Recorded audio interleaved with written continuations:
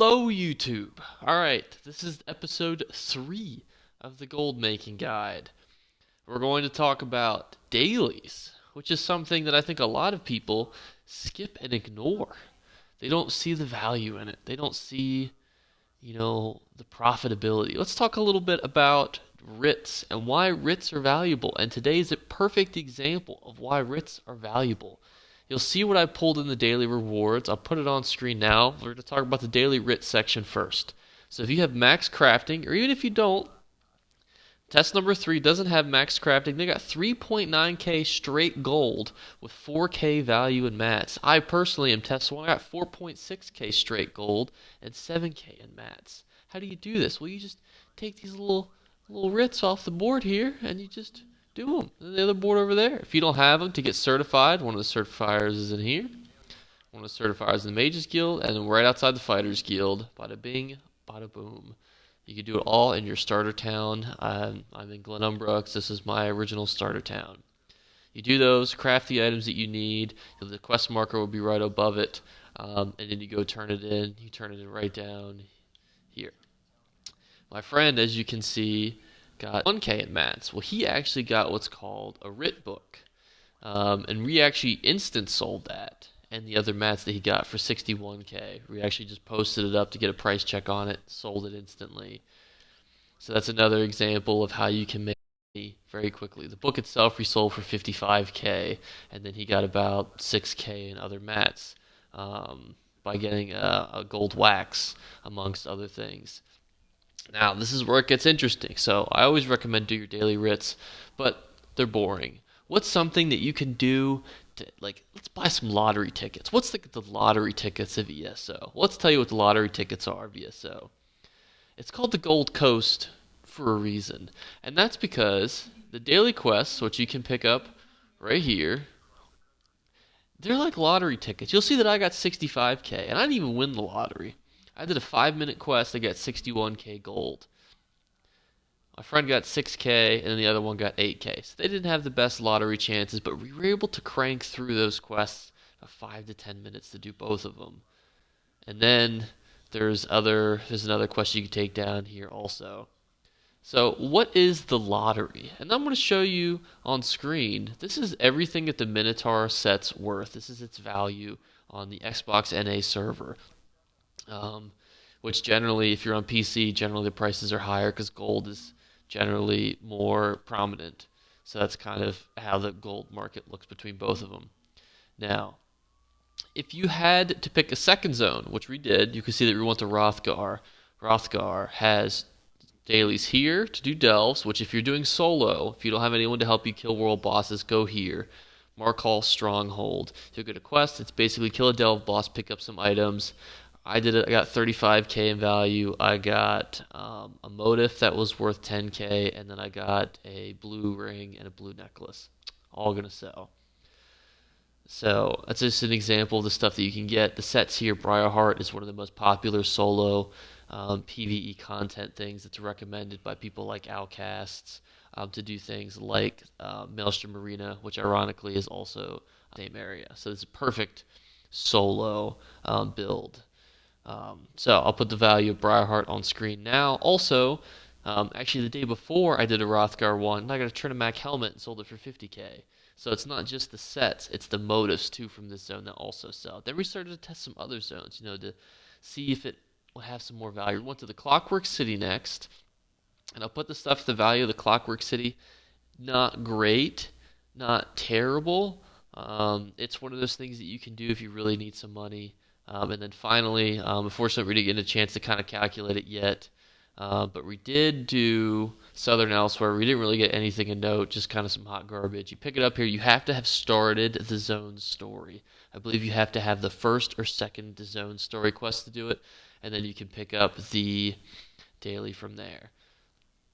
But really, if you start to crank these numbers out, 40k, 40.9k minimum, with an upward ceilings of 131k per hour. Now, granted, you can only do this once per character per day, but I could switch characters real quick if I really wanted to and do it again. But a lot of you, today's a Monday.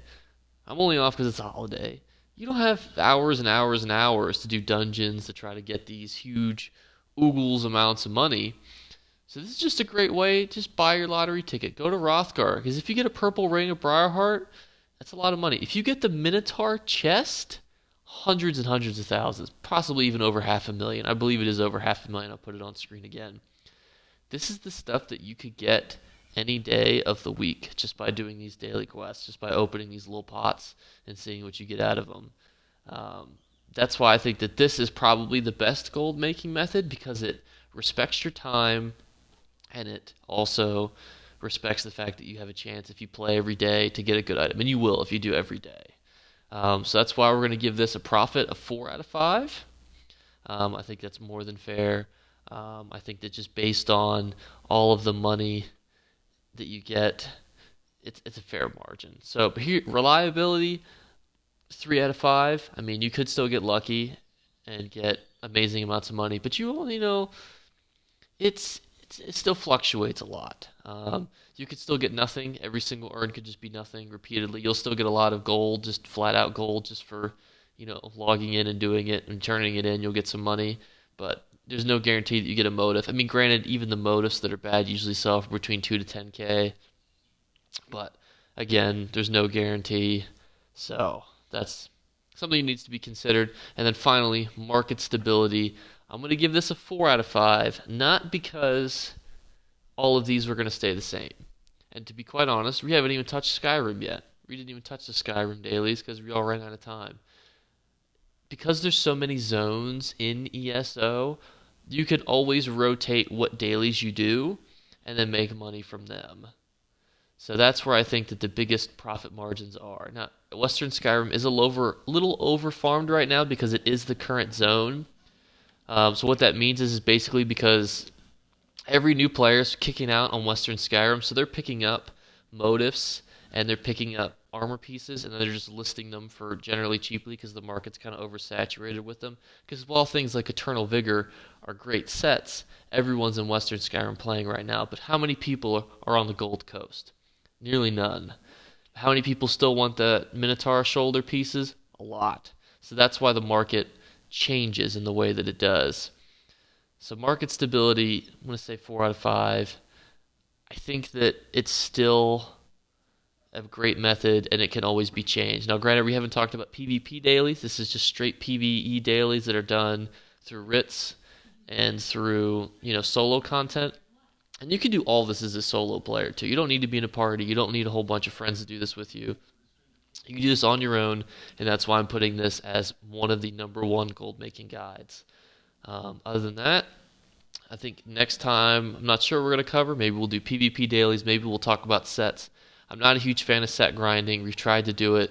It's super inconsistent. The market's very bad.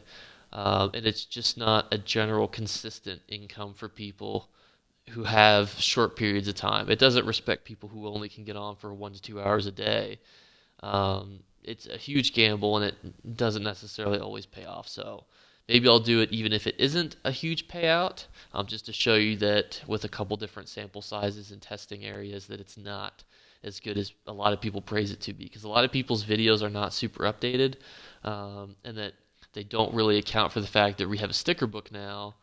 So a lot of people who used to tell you to go farm Mother Sorrow's staff, unfortunately, now that you can just whip out a sticker book, let's say, and if this was full, unfortunately, I don't have a whole lot of Mad Tinkerer stuff, I could just pull all this stuff out of my thing and for transmute crystals. So if you have the full sticker book, I believe it's 35 crystals. So people will do is if they need another Mother's Sorrow staff, because most endgame players have one, instead of switching it between characters or buying a new one, they'll just pay the 35 transmute crystals, which is not super a lot. So that's where I think that a Mother's Sorrow staff in a lot of YouTubers' videos, they'll say, oh, it's worth like 120k. Well, now it's only worth like 60 to 70, and even that's kind of limiting by the day. We're only getting further and further away from those days where it used to be a lot of money. And that's not something you can consistently get in 1 hour. That's something that may take 2 hours, may take an hour and a half. And the stuff that you get in the meantime may or may not be worth something. So we'll talk about that in the next one. Not to go on a big, huge rant about it. But other than that, I will see you in the next one. Thanks for coming. Peace.